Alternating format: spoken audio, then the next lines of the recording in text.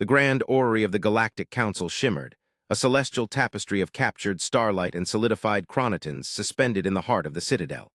Here, on the throne world that had known 1,000 millennia of uninterrupted dominion, silence was a currency more valuable than any element. It was a silence earned through the subjugation of entire arms of the galaxy, a quietude enforced by fleets that could blot out suns. And yet tonight, the silence was of a different sort. It was not the calm of absolute power, but the brittle, waiting stillness of uncertainty. High Arbiter Zarthus of the Glyptodan Ascendancy felt it in the very lattice of his crystalline being, a subtle, discordant vibration that resonated through his ancient frame. His facetities, each a perfect lens that had witnessed the birth and death of civilizations, scanned the assembled conclave. The Vexorian matriarch prime, her chitinous armor glistening like polished obsidian, clicked her mandibles in a gesture of triumphant finality. The luminary of the Signan Veil, a being of pure, coherent energy, pulsed with a soft, self-satisfied golden light. They were all here, the architects of the recent pacification, the final, brutal resolution to the Cathar problem. The Cathar, a young, vibrant species of avian artists and dreamers, had made the fatal error of aligning themselves with the galaxy's newest and most unpredictable anomaly, the humans of Earth. The Council, in its infinite and weary wisdom, had deemed this alliance a destabilizing influence. The Cathar had been warned. They had been given edicts. They had refused. And so the fleets of the Council had moved, and the Cathar home system, a jewel of a world named Churin, was now a silent, orbiting tomb, its atmosphere scoured to bedrock and its vibrant cities turned to glass. The message had been sent. "The sanitation is complete," the Vexorian matriarch prime rasped, her voice a dry rustle of sand and static. "The human proxy has been removed. Their sentimentality, their illogical attachment to a lesser species has been cauterized. They will now understand the true structure of galactic power." Zarthus shifted his immense weight on his floating dais, the anti-gravity field humming a low, mournful tone beneath him. He did not share the Vexorian's crude satisfaction. He had argued against the totality of the action. A blockade, a censure, a demonstration of force, these were the tools of the Council. Annihilation was a clumsy instrument, a messy and irreversible declaration of philosophical bankruptcy. But the younger, more aggressive powers like the Vexorians had carried the vote, their arguments swaying the wavering core worlds with promises of renewed stability and the reassertion of Council dominance. They had painted the humans as a contagion of chaos, their rapid expansion and strange, empathic diplomacy a threat to the rigid, carefully balanced order that had prevailed for eons. And what of the humans themselves? Zarthus's voice was the slow grinding of tectonic plates, a sound that commanded attention through sheer gravitational presence. "Their allies have been extinguished. We have delivered a profound psychic wound to a species that defines itself by its connections. What is their response?" The luminary of Cygnus pulsed. "Their communications have ceased. Their diplomatic channels, once a constant flood of petitions and cultural exchanges, are silent. Their fleets have withdrawn to their core territory. It is the predictable response of a startled prey animal, High Arbiter. They are retreating to their burrow, aware now of the predators that walk the stars." A murmur of agreement rippled through the orrery.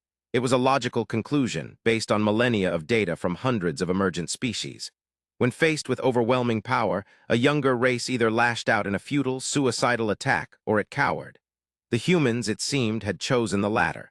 They were emotional, the Council's xenopsychologists had determined. Prone to grand, theatrical gestures rooted in primitive concepts like honor and vengeance, but ultimately pragmatic when faced with extinction. Their technology, while clever and rapidly advancing, was centuries behind the Council's apex powers. Their warships were fragile things of metal and plasma, no match for the gravity weavers and reality slicers of the Glyptodan or Vexorian fleets. The massacre of the Cathar had been, in a cold, strategic sense, a blow against a vassal, not the suzerain. It was designed to teach, to discipline, to chasten. Zarthus was not convinced. He had reviewed the human archives, the strange and contradictory history of a species that could create breathtaking works of art in one century and wage wars of near self-annihilation in the next. They were not merely sentimental. Their emotions were a fuel source for a terrifyingly potent engine of will. Their empathy was not a weakness. It was a bonding agent that allowed them to form alliances with a speed and depth that baffled the Council's rigid diplomatic core. They had loved the Cathar, not as puppets or proxies, but as friends. Zarthus, whose own species had outgrown such intimate connections eons ago in favor of a collective, crystalline consciousness, found the concept both pitiable and profoundly unsettling. To strike at a human's friend was, he suspected, a more grievous insult than to strike the human directly. "They are not a prey animal," Zarthus stated, his voice cutting through the smug consensus. "They are a predator that has not yet realized the full strength of its own limbs. We have not startled them. We have focused them. This silence, it is not fear. It is the drawing of a breath before a scream." The Vexorian matriarch prime swiveled her multifaceted eyes toward him, an expression of dismissive contempt radiating from her posture. "Your caution is legendary, High Arbiter, as is your species' penchant for geologic timeframes. But the galaxy moves faster now. The humans are a momentary disruption. They have been shown their place. They will grieve, they will rage in their insulated little corner of space, and then they will accept the new reality. Their scream will be a whisper, and we will not even hear it." Days turned into a standard galactic cycle. The silence from Earth held. It was absolute. No transmissions, no spy probes, no rogue traders. It was as if the entire human sphere of influence, a bustling and chaotic region of space, had simply ceased to exist. The Council's long-range sensors showed their worlds were still there, their energy signatures stable, their populations going about their lives. But the impenetrable wall of silence was a new and unnerving development. It was an act of supreme, galaxy-wide discipline that seemed utterly at odds with their supposed emotional volatility. The tension in the Grand Orrery grew with each passing day. The initial confidence of the Vexorians and their allies began to curdle into a low-grade anxiety. Fleets were put on higher alert. Patrols along the border of human space were increased. The silence was no longer interpreted as fear, but as a deliberate and hostile act. It was a strategic unknown, and the Council, for all its power, detested the unknown. Zarthus spent the cycles in deep contemplation, interfacing with the Glyptodan ancestral knowledge cores. He studied humanity's brief but spectacular galactic history. They had never started a war. They had, however, ended several. Each time they had been drawn into a conflict to defend an ally or a weaker species, and each time their response had been disproportionate in its strategic brilliance, if not its initial raw power. They did not fight battles, they dismantled war efforts. They did not destroy fleets. They shattered supply lines, collapsed economic systems, and turned their enemies' political structures against them. They fought with a terrifying, holistic understanding of systems, be they military, political, or psychological. And now the Galactic Council, the oldest and most powerful system of them all, had murdered their friends. The breaking of the silence came not with a declaration of war or the flash of weapons fire, but with something far more unnerving. A single, unencrypted signal, broadcast on all frequencies to every corner of the galaxy. It was not aimed at the Council, it was aimed at everyone.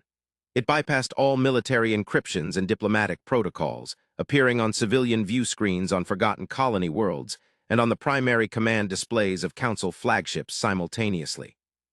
In the Grand Orrery, the shimmering star map vanished, replaced by a single static image. A woman. She was of the human species, unremarkable in her appearance. She wore a simple, dark uniform devoid of rank or insignia. Her hair was pulled back from a face that was neither young nor old, a face etched with a profound and weary sorrow. But her eyes held a stillness that Zarthus recognized. It was the stillness of a dying star just before it collapses into a singularity, a point of infinite density and inescapable gravity. The chamber fell into a profound hush, the collective consciousness of the galaxy's most powerful beings held captive by the image of a single, unknown human. Then she spoke. Her voice was calm, clear, and devoid of any discernible emotion. It was a voice that was simply stating facts, a voice that had moved beyond anger, beyond grief, and into a realm of pure, cold purpose.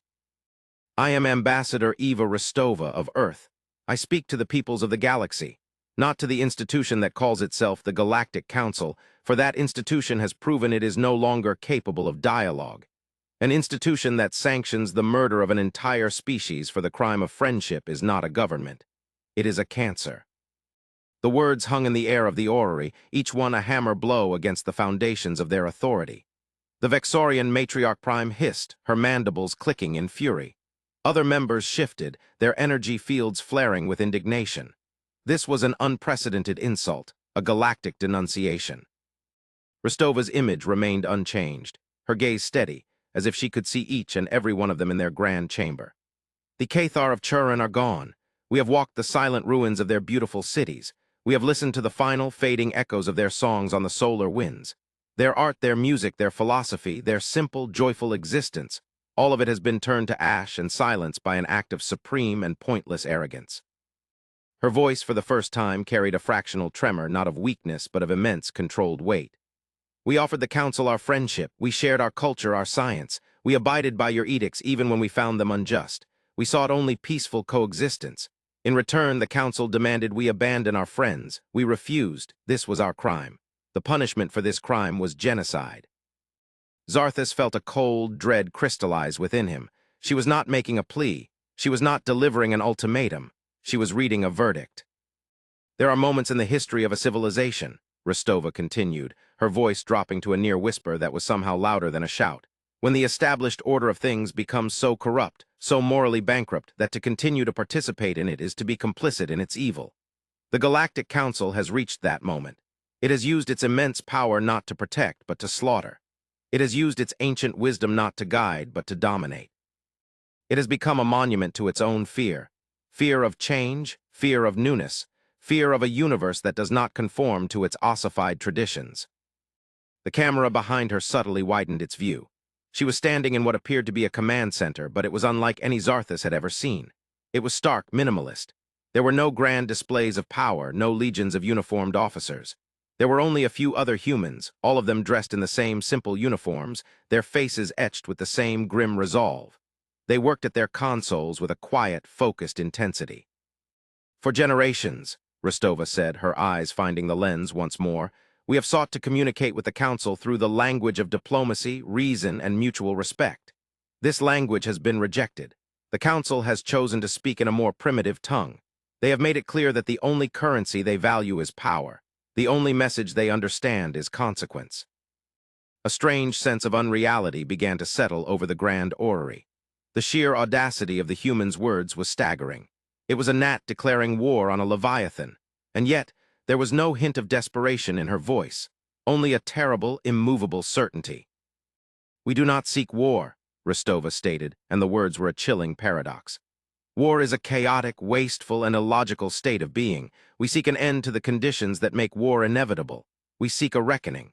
The Council has taught us that when diplomacy fails, a different form of communication becomes necessary.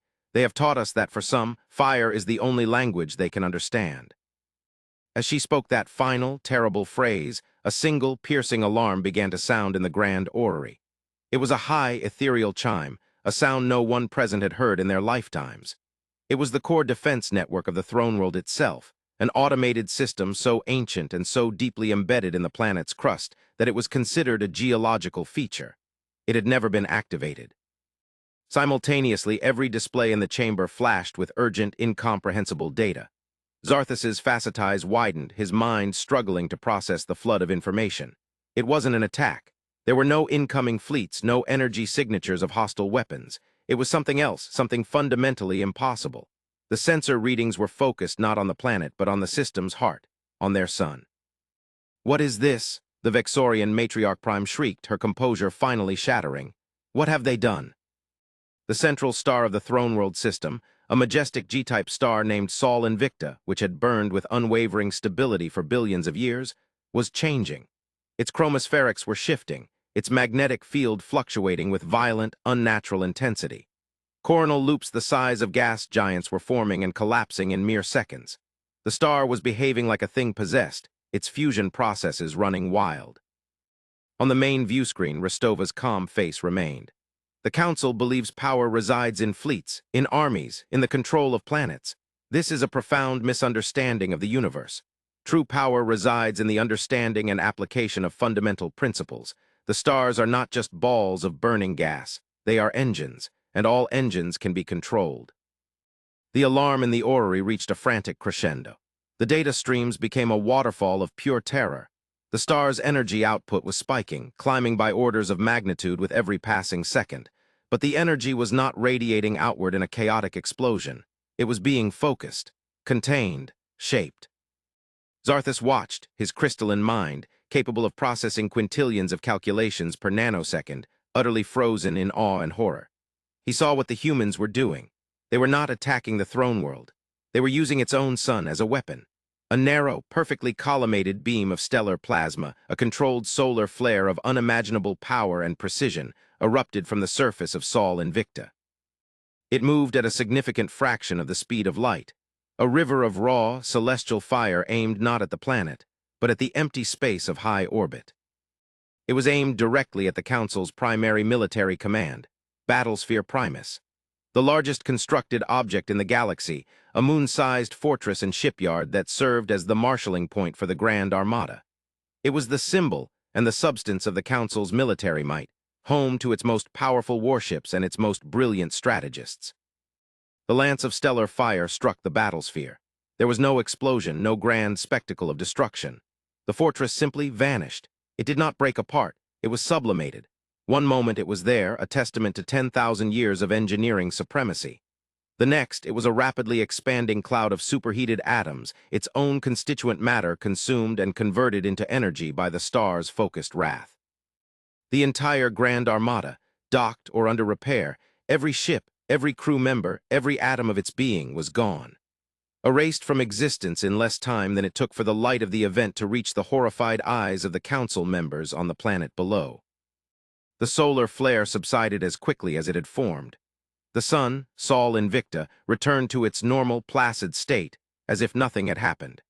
The only evidence was the lingering radiation ghost in high orbit and the sudden, deafening silence on all military channels. In the Grand Orrery, the silence was absolute. Beings of pure energy dimmed. Crystalline forms trembled. Chitinous shells cracked under involuntary muscular contractions. They had just witnessed the impossible. They had just seen a fledgling species turn a star into a scalpel and perform surgery on their solar system, excising the heart of their military power without so much as scorching the atmosphere of the planet below. It was an act of power so far beyond their comprehension that it bordered on the divine. It was not war, it was pest control. On the screen, Ambassador Eva Rostova's expression had not changed. The same profound sorrow, the same terrible resolve. "This was a demonstration," she said, her calm voice an anchor in the storm of their shattered reality. "It was not an act of war. It was a single, declarative sentence in a language you have forced us to speak. We have not targeted your world. We have not targeted your people. We have removed your capacity to repeat the atrocity you committed against the Cathar. We have disarmed you." She paused, letting the weight of her words settle into the ruins of their arrogance. "The Galactic Council is hereby dissolved. Its charter is nullified. Its authority is void. Any species or government that continues to recognize its legitimacy will be considered an accessory to its crimes. The individuals directly responsible for the order to annihilate the Cathar will surrender themselves to our custody to stand trial before a galactic tribunal. You have one of your standard cycles to comply." Her gaze seemed to harden, the sorrow momentarily replaced by the glint of forged steel. "We did not desire this path. We grieve for the necessity of this action. We are a peaceful people. But you have taught us that peace in a galaxy that contains beings like you must be maintained not by words, but by the credible and demonstrated threat of absolute and total annihilation. We are now that threat. We are the guardians of the peace you so carelessly shattered." The transmission ended. The screen went dark. For a long time, the Grand Orrery was silent. The captured starlight seemed to mock them, a reminder of the cosmic forces they had presumed to command, forces that a species of short-lived mammals from a forgotten world had just harnessed with contemptuous ease. The Vexorian matriarch prime was slumped over her console, her proud carapace trembling, emitting a low, keening sound of pure terror. The luminary of Cygnus had contracted into a tiny, flickering ball of pale white light. It was Zarthus who finally broke the silence. He rose slowly from his dais, his ancient form seeming to draw a new strength from the sheer, world-altering gravity of the moment. His voice, when it came, was not the grinding of continents, but the quiet, clear tone of revelation. "We presumed they were children playing with fire," he said, his facet eyes sweeping across the broken and terrified assembly. "We were wrong. They are the fire, and they have come to burn away the rot." He looked at the empty space on the view screen where the human ambassador had been, and for the first time in 10,000 years, he felt a sensation his species had long since evolved beyond. The age of the Council was over. The age of humanity had just begun. In the cycle that followed, the Galactic Council did not so much collapse as evaporate. The throne world, stripped of its orbital defenses and its primary fleets, was helpless. But no invasion came. The humans remained silent, waiting. Their silence was now understood not as weakness, but as the patient, terrifying confidence of a judge who has already passed sentence and is merely waiting for the condemned to walk to the gallows. Systems and sectors, long held in thrall by the Council's power, began to declare their independence. The Vexorian Empire, its matriarch prime recalled in disgrace, fractured into civil war, its subject species rising up in rebellion. The Signan Veil withdrew into its nebular territory, declaring absolute neutrality. The entire political structure of the galaxy, a rigid edifice that had stood for millennia, crumbled in a matter of days. The Council's power, it turned out, was not based on consent or wisdom, but on the threat of a fleet that no longer existed. The humans had not conquered an empire, they had exposed it as a hollow shell, and the wind had done the rest. Zarthus, using what remained of his authority as High Arbiter of a non-existent body, did the only logical thing. He broadcast a message of unconditional surrender and compliance with all human demands.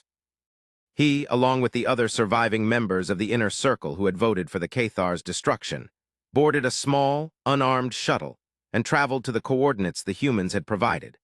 A neutral station in the barren space between what was once Council territory and the human sphere of influence. The station was a simple, functional human design, all clean lines and soft, indirect lighting. It lacked the intimidating grandeur of Council architecture. It was designed for comfort and efficiency, not for awe. Zarthus and his delegation were met not by armed guards, but by a single human diplomat and a silent, floating service drone. They were led to a conference room. Ambassador Eva Rostova was waiting for them, standing by a large window that looked out onto the blackness of space. She was dressed in the same simple uniform. In person, the sorrow in her eyes was even more profound, a vast, empty ocean of loss. Zarthus felt the immense weight of his own complicity settle upon him. His crime was not one of passion, like the Vexorians, but one of inaction, of tired, cynical acquiescence. In some ways, he felt that was worse. "High Arbiter Zarthus," Rostova said, her voice as calm as it had been on the broadcast. "Thank you for coming, please." She gestured to the chairs around a simple wooden table. The Glyptodan form of Zarthus could not use a chair, so he simply floated his dais to his designated spot. The other former council members, a collection of beings of various morphologies, took their places with a terrified, subservient reverence. "You have complied," Rostova stated, sitting down. "The perpetrators have surrendered. This is the first step." Zarthus inclined his great head. "We had no choice. Your capabilities are beyond our understanding, but it is not just your power that compelled us. It is the nature of its use. You could have destroyed our world. You could have annihilated our species as we did the Cathar, but you did not. You chose precision. You chose restraint. Why?" It was the question that had haunted him for days, the central, burning mystery. Such power wielded with such control was a philosophical contradiction. Rostova looked at him, and her gaze was not that of a conqueror, but of a teacher addressing a difficult student. "Because we are not you," she said softly. "To have answered genocide with genocide would have been to become the very thing we sought to end. We did not act out of revenge, High Arbiter. Revenge is an emotional indulgence. This was a logical, ethical imperative. Your council had become a systemic threat to galactic life. A system that could, by a simple majority vote, decide to exterminate a sentient species is fundamentally flawed. It could not be reformed. It had to be removed." She leaned forward, her hands clasped on the table. "We targeted your military infrastructure for one reason, to prevent you from ever doing it again. We held your world, your people, your very sun hostage to ensure your compliance. We used overwhelming, terrifying power to enforce a moral principle. We find this necessity deeply tragic. But we find the alternative, a galaxy where such atrocities are considered a valid tool of statecraft, unacceptable." Zarthus processed this. The humans had performed a systemic execution. They had diagnosed the cancer and had surgically removed it with a stellar scalpel, doing as little collateral damage as possible. It was an act of war waged by philosophers, by ethicists, and that was more terrifying than any Vexorian bloodlust. "What happens now?" Zarthus asked, the question of the entire galaxy hanging on his words. "Do you intend to rule?" Rostova shook her head. "We have no desire to rule. Empire is a trap. It corrupts all it touches. We will, however, preside over the formation of a new galactic compact, one based not on dominance and fear, but on mutual defense, inviolable rights for all sentient life, and the absolute prohibition of systemic annihilation as a political tool. All species will be invited to participate as equals. The choice will be theirs." "And those of us who consented to the crime?" Zarthus asked, his own fate contained within the question. You will stand trial, Rostova said, her voice firm but not cruel. Not a trial for vengeance, but for truth. The galaxy must see what happened. It must understand how an ancient, powerful institution could fall into such darkness. Your testimony will be your legacy, High Arbiter. It will be a warning to all future generations. She paused. After the trial, you and the others will be exiled to a world of your choosing, where you may live out your lives in contemplation. We do not believe in cages, and we do not believe in death as a punishment. We believe in consequence and the opportunity for redemption, however long it may take. The sheer alien morality of it all was breathtaking. They were being punished not with death, but with life, with the burden of memory and understanding. It was a punishment only a species like humanity, so deeply enmeshed in concepts of justice and personal responsibility, could have conceived. The meeting concluded. The foundations of a new galactic order were laid not in a grand orrery of power, but in a quiet room, around a simple table, with words of reason and sorrow. Zarthus felt as if he was awakening from a long, decadent dream. He was seeing the galaxy for the first time, not as a map of power and influence, but as a community of living beings, fragile and precious. Days later, as the final details of the new compact were being drafted, Zarthus requested one last private meeting with Ambassador Rostova. He needed to understand one final thing. They met again in the same room, the void of space their silent witness. Ambassador, Zarthus began, I have spent my existence studying the patterns of civilizations. I must understand the depth of your connection to the Cathar. It was more than a simple alliance. Your response, the sheer scale of it, the willingness to reveal your ultimate capability, it speaks to a bond that transcends mere strategic interest. Why them? Why did the fate of one small, artistic species provoke a response that has reshaped the galaxy? Rostova was silent for a long time, her gaze fixed on the distant stars. When she finally turned to him, her face was a mask of ancient grief. You are right, she said. It was more than an alliance. They were our friends, but they were also more than that. They were our first. She activated a holographic display in the center of the table. It showed a star chart, but one that was unfamiliar to Zarthus. It was a view from outside the galaxy looking in. When we first reached for the stars, Rostova explained, we found a great and profound silence. We broadcast greetings, we sent probes, we listened. For centuries, nothing. The galaxy was teeming with life, but it was a life that was old, cynical, and content to stay within its own borders. The Council was a distant, monolithic entity we were warned not to provoke. No one wanted to talk to the loud, emotional newcomers from the galactic rim. Her finger traced a path to a small, insignificant star system. No one except the Cathar. They answered our greeting. They were young like us, curious, full of art and questions. They saw us not as a disruption or a threat, but as fellow travelers. They welcomed us. They taught us about the galactic community, about the Council, about the ancient ways of things. They shared their songs, and we shared our stories. They were the first proof we had that we were not alone in our desire for connection. The holographic display shimmered, and a new set of data began to scroll across it. It was complex, full of unfamiliar notation. It was a deep space sensor log. But the Cathar were not just artists, Rostova said, her voice dropping lower. Their home system, Charon, was located in a unique position on the very edge of the galactic disk with an unusually clear view of the intergalactic void. Their astronomers were the best observers of the Great Nothing, as they called it. For decades, they had been monitoring something, a signal. Zarthus leaned closer, his facet eyes trying to decipher the alien data. He could make out the basics. A repeating signal of immense power, but of an incredibly long wavelength. It was non-local. It was not from their galaxy. The signal was ancient, Rostova continued, and it was buried in the cosmic microwave background radiation. The Cathar were the only ones with instruments sensitive enough to isolate it. They shared their data with us because our computational systems were better suited to decoding complex patterns. We have been working on it together in secret for 50 years. A knot of cold dread, colder than the vacuum of space, began to form in Zarthus's core. He understood with a sudden, sickening clarity the true scale of the Council's blunder.